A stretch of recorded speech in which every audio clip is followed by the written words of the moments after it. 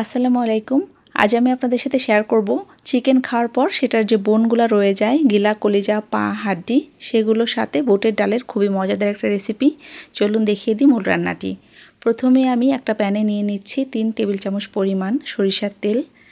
তেলটা গরম হওয়ার পর এর ভিতরে আমি অ্যাড করে নিচ্ছি একটা মিডিয়াম সাইজের পেঁয়াজ কুচি।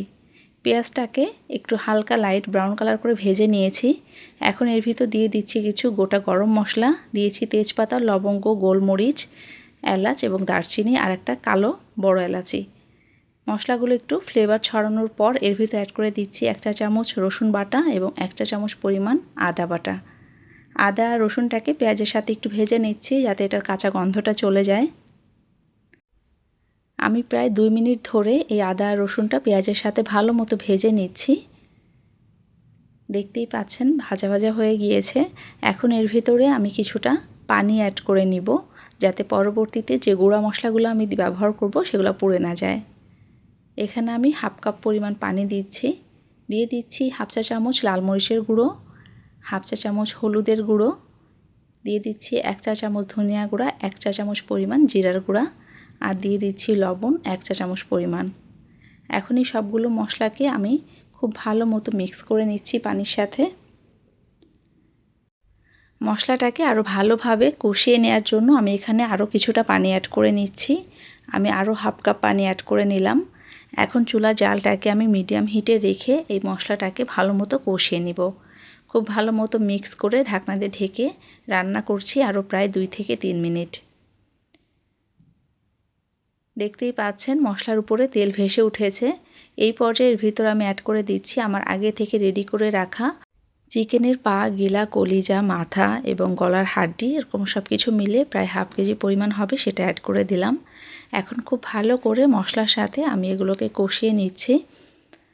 খুব ভালো মতো মশলার সাথে মেখে নিতে হবে যাতে করে মশলাগুলো খুব ভালো মতো এটার ভিতরে প্রবেশ করে। এখন ঢাকনা দিয়ে ঢেকে রান্না করছি মিডিয়াম হিটে প্রায় 10 মিনিট। আরও 10 মিনিট রান্নার পরে আমি ঢাকনা খুলে এটাকে আর একবার নেড়ে নিব। দেখতেই পাচ্ছেন মশলাটা কিন্তু মাখো মাখো একটা অবস্থায় রয়েছে। খুব ভালো মতো আমি আরেকবার মিক্স করে নিচ্ছি। আবারও 5 মিনিট আমি ঢাকনা দিয়ে ঢেকে রান্না করে আবারও এটাকে উঠিয়ে নিচ্ছি।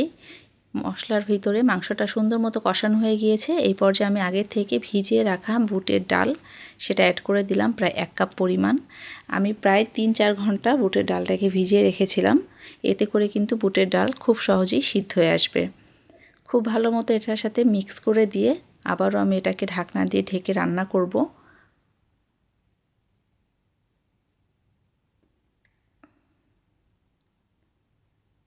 প্রায় 10 মিনিট পরে আমি এটাকে আবারও মিক্স করে নিচ্ছি। ভালো মতো বুটের ডাল এবং এই চিকেনের হাড়গোড় সব কিছু সুন্দর মতো সিদ্ধ হয়ে যাবে এবং কষানো হবে এবং এটার সাথে খুব সুন্দর কিন্তু একটা ফ্লেভারও আসবে। এরই মধ্যে আমি আবার একবার এটাকে নেড়ে মিক্স করে নিচ্ছি। রান্নার এই পর্যায়ে আমি এখন অ্যাড করে দিচ্ছি গরম পানি প্রায় 2 থেকে 3 কাপ পরিমাণ। আমি একটু হালকা ঝোল রেখেই এটাকে রান্না করব, তার জন্য আমি 3 কাপ অ্যাড করেছি। আপনারা যদি একটু ঘন রাখতে চান তাহলে 2 কাপ দিলেও চলবে। খুব ভালো মতো স্প্যাচুলার সাহায্যে আমি রান্নার যে প্যান সেটার আশেপাশে যে মশলাটা লেগে আছে ওটাকে ভালো করে মিক্স করে ঝোলের সাথে অ্যাড করে দিচ্ছি।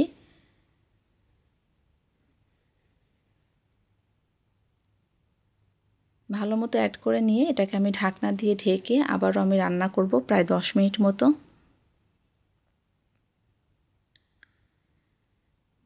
প্রায় 10 মিনিট পর আমি খুব ভালো মতো এটাকে আরেকবার মিক্স করে নিচ্ছি। আর এই পর্যায়ে আমি এর ভিতরে আরও 1 চা চামচ পরিমাণ লবণ অ্যাড করে নিচ্ছি। আপনারা একটু চেখে দেখবেন, লবণ যদি প্রয়োজন হয় আপনারা অ্যাড করে নেবেন। আবারও ঢাকনা দিয়ে 5 মিনিট রান্না করে নিয়েছি। এখন আমি একটু বুটের ডালটা পারফেক্টলি সিদ্ধ হয়েছে কিনা চেক করে নিব। ভালো মতো মিক্স করে একটা বুটের ডাল আমি এভাবে আঙ্গুলের সাহায্যে চাপ দিয়ে দেখছি। দেখুন একদম সিদ্ধ হয়ে গলে গিয়েছে। এই পর্যায়ে আমি দিয়ে দিচ্ছি একটা মিডিয়াম সাইজের টমেটো কুচি।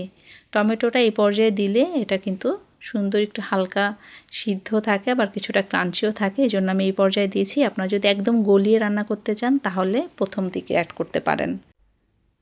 নামানোর আগে এখানে ফ্রেশ ধনেপাতা কুচি আর কাঁচামরিচ দিয়ে আমি চুলার জালটা বন্ধ করে দিচ্ছি। এই পর্যায়ে এটা ঠান্ডা হলে ঝোলটা একটু ঘন হয়ে আসবে। আশা করছি আমার রেসিপিটি আপনাদের কাছে ভালো লাগবে। ভালো লাগলে অবশ্যই ট্রাই করবেন। ভাত, রুটি, পরোটা সব কিছুর সাথে খুবই ভালো মানিয়ে যায় এই খাবারটি। সবাই ভালো থাকবেন, সুস্থ থাকবেন আর অবশ্যই আমার রেসিপিটি ভালো লাগলে চ্যানেলটিকে সাবস্ক্রাইব করবেন। আল্লাহ হাফেজ।